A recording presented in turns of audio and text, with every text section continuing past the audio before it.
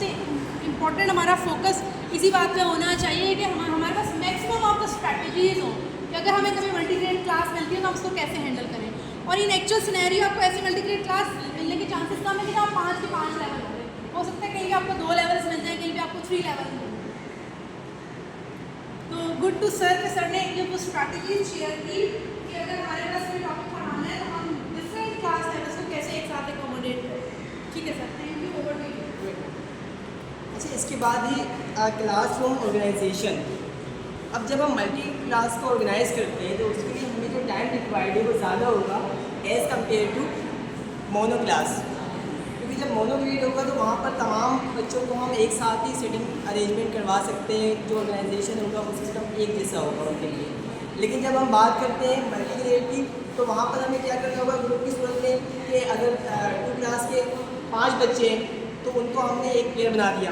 इस तरीके से 4 क्लास की जो 3 बच्चे हैं तो उनका पेयर बना दिया। तो उसको अरेंज करने में भी आपको टाइम लगेगा। दूसरा, उनके लेसन प्लानिंग में भी आपको टाइम लगेगा कि कौन सा टॉपिक किस किस क्लास को आपको टीच करना है। अच्छा, इसके आगे चलते हैं हम तो आगे है टीचर्स की ट्रेनिंग। बेसिकली अगर हम अपने ट्रेनिंग की बात करें तो यहाँ पर हम दोनों ट्रेनिंग को ही कवर कर रहे हैं, जो कि पहला हमारा मोनो जो ऑलरेडी हम डे फर्स्ट से सीखते हुए आ रहे हैं, और दूसरा जो है हमारा मल्टीग्रेड जो कि हम आज की क्लास में कवर कर रहे हैं, राइट। अच्छा, इसके आगे नंबर या एज एंड ग्रेड। अब जब मोनो क्लास की बात करते हैं तो वहाँ पर मोस्टली जो स्टूडेंट्स के का जो एज क्राइटेरिया होता है वो सेम होता है। मोस्टली सेम एज के बच्चे वहाँ पर होते हैं, तो उनको ट्रीट करना सबके लिए एक ही स्ट्रेटजी यूज़ करना आपके लिए आसान होता है। जबकि हम बात करते हैं दूसरे की यानी कि मल्टीग्रेड्स की, तो वहाँ पर क्या होता है डिफरेंट एज के बच्चे वहाँ पर शामिल होते हैं, तो उनकी एज का फैक्टर भी कहा जाता है, क्योंकि एज पे डिपेंड करता है उनकी अंडरस्टैंडिंग, उनकी नॉलेज, उनकी एबिलिटी। कुछ लोग अपने एज की वजह से, बहुत से ऐसे भी लोग होते हैं जो सारे एज होने की वजह से चीज़ों को फिट नहीं कर पा रहे होते, तो ये भी एक इशू आता है। अच्छा, इसके आगे करिकुलम जो है, हमने इस साइड से जो करिकुलम देखा नेशनल करिकुलम आपने देखा होगा, वो डिज़ाइन है, वो बेसिकली किसके लिए, मोनो के लिए, मल्टी के लिए। यस, इस टेबल से कोई बता दें मिस शाजिया।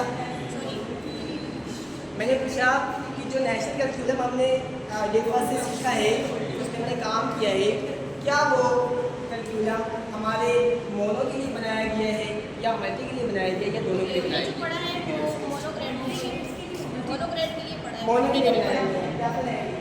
क्योंकि अभी तक जो है करिकुलम, अभी तक जो है मल्टी के लिए करिकुलम डिज़ाइन नहीं किया गया। ये भी एक वजह है कि हमें इसको लेसन प्लान करने में डिफ़िकल्टीज का सामना करना पड़ेगा, राइट।